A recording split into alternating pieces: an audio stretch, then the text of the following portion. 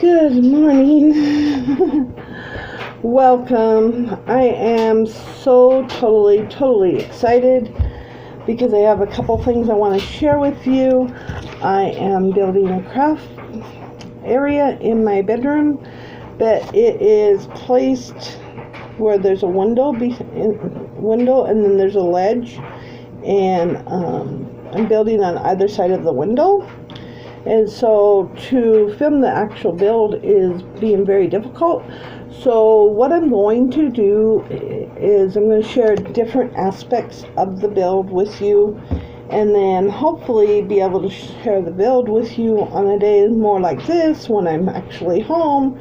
I can show how I build it, because I'm building the shelves specifically to hold certain things, like the 12 by 12 paper boxes, some shoe boxes, and these little pencil boxes. Back to school, I found these little pencil boxes, and they are fabulous for holding small little things like your tools or your embossing folders or your already cut out die cuts. I keep my dies in one, I keep my stamps in one, different things. Well, when they go on the shelf, whoops, get it closed. When they go on the shelf, they look like this. And they look really boring on the shelf. Just all you see is this end of it. And they set side by side on the shelf. Well, they kind of look boring like that. So what I decided was I wanted something decorative. I wanted to put little drawer pulls on them. So when I went to the store, drawer pulls, even for the little small drawer pulls, was $15 for 4 of them. And I have 10 of these boxes. And I was like, that's way outside my budget. So what I decided to do is to make my own little drawer pulls like this. And there's chalkboard sticker, and then the little drawer pull. And then you can use these, but they're more for decoration than anything. When they sit on the shelf, they look like little drawers rather than just like this. They will look like this. So to do this, and do it relatively cheap, is that I got some beads from Walmart and from Michael's when they were on sale. And I got these chalkboard stickers. When they get hot, the adhesive on this really sticks really good, but I use E6000 to make sure that it doesn't come off as well. So I've cut them in half for the boxes because the full sticker was too big. So I've cut them in half for the boxes. And then I've taken beads, and you know how you get strands of beads? You get strands of beads from Michael's or Walmart or whatever. I've strung them on floral wire. And the reason being is because we have to E6000 these beads into the shape we want. But if you're trying to get this shape, you're trying to get this curved shape with the E6000, nothing's going to hold the beads in that shape for a good 24 hours while the E6000 dries. But if you thread them on floral wire and then glue them, you can bend them into the shape that you want, whatever shape you decide, how many beads you want and which beads you want in what position, and then you just bend the wire into the shape that you want it. Then you glue the beads. You E6000 the beads between them, and then the wire will hold its shape for the 24 hours. It will hold the shape, and then you just clip the wire. Afterwards, you just clip the wire right next to the beads and glue them to the thing. So I was able to find the little purple beads, the little crackle purple beads at Michael's. And then that's not the right, well, these are for the other drawers, but let's see, these ones are for the pencil boxes. And then you glue them in the shape, and like I glued these last night and let them set overnight, and so now they're not going to lose their shape. They're not going to lose their shape. They're in the perfect little circle. Now I just need to cut them off and glue them flat, and you want to glue them to the stickers where the stickers are still flat. You glue them down to the stickers, and so that you don't have to worry about holding them into place again. You would glue them flat down to the sticker, and then after you trim the wire, you glue them to the sticker, let them set again overnight, and then you'd put E6000 on the back of the sticker and adhere it to the pencil box. That way you will end up with a little decorative element on your box.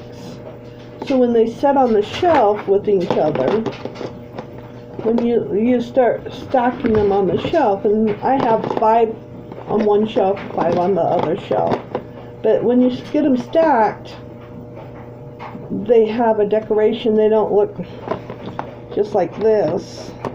They don't look like this. They would look like this on your shelf, on your shelving unit.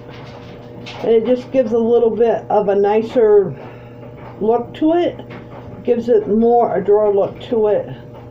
And so that is one of the elements. And these, each box only cost me like $1.25. The box was $1, and then whatever the beads, I got the beads for $1.50 a strand, and on special actually got 3 strands for $1.50 of them from when they were on special. And then and I'm only using bits and pieces of the bead strands, so it's not like I'm using the full strand. So it's about $1.25, $1.50 per box to make my little drawers, which that's one of the elements of storage. Now I also picked up, purple's my favorite color, as most of you know. I also picked up these shoe boxes, and again, when you look at this, it's kind of boring, but then this one will get the full sticker instead of the half sticker, because if you put the full sticker there, and then you put one of the longer drawer pulls right in the middle, glued around the longer drawer pulls, it makes your shoe boxes. And the shoe boxes, I was able to get 10 of them for $5.60 when they were on clearance from the back to school, back to college area at Walmart. And then the stickers, I think I paid like 10 cents on clearance for them, and I bought all of what they had. But you can pick these up at Walmart all the time, but I happened to find mine on clearance. And then again, then for a larger box, of course, you'd make a little bit larger pole so that it has its little look. So those are 2 of the type of drawers, the styling of the drawers that I'm going to use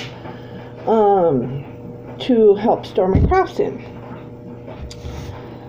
And I wanted to share those with you in case some of you are out there going, oh, I want drawer pulls for something. Beads will work really wonderful for drawer pulls. And if you want them more stable so that you can use them, just leave your wires a little bit longer and drill holes through your box, and then you can take the wire through and twist, and then you can actually have them strong enough that you can actually use them. Mine, all I cared about was that there was a little bit of a decorative purpose, but if you actually wanted to use them, then you just put the wire through the box, and like you would a screw for a drawer pull, you put the wire through the box. That way you'd have the strength to actually support the weight. My boxes are not that heavy. most of my boxes are not that heavy. So one of the things I want to do with my videos, on each video I want to throw out a couple shout outs to people who have inspired me, who have made a difference in my life. And so on this video I'm going to give a shout out to Pink Poodle Crafts. She's a mixed media YouTuber. She was one of the first YouTubers to welcome me to YouTube and to really encourage me to try anything, to be able, she's mixed media and she does these media mashups every Thursday night, and she says you can't do any bad art, that everything is art and you can do anything you want. And by watching her and being a part of that group, it's really encouraged me both to do YouTube videos and to use things in my crafts. I've always loved to recycle, repurpose, and reuse things, but I've always thought, well, nobody else wants that because it's just trash. But actually I can make trash look very beautiful, and I can share it with friends and family. So go over to Pink Poodle Crafts and give her some love, give her some attention, maybe subscribe to her, tell her you came from my channel. Let her know that she does make a difference in everybody's life and that we appreciate the fact that she does her videos.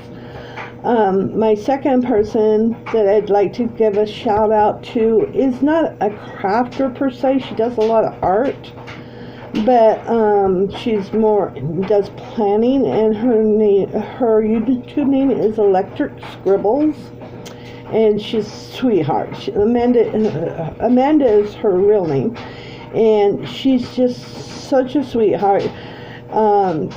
With all of her struggles, with all the pain that she's in all the time, she still puts up her videos on a regular basis.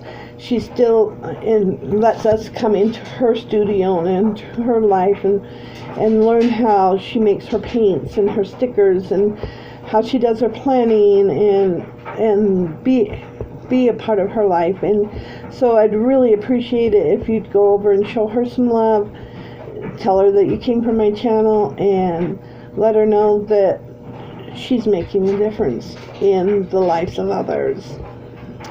And that is just about all I have for today. If I didn't give you a shout out yet, just wait. I'll be giving different people shout outs at different times during different videos. So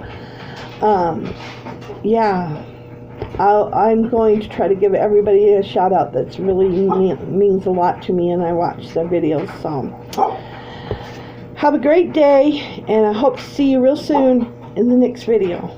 Bye for now.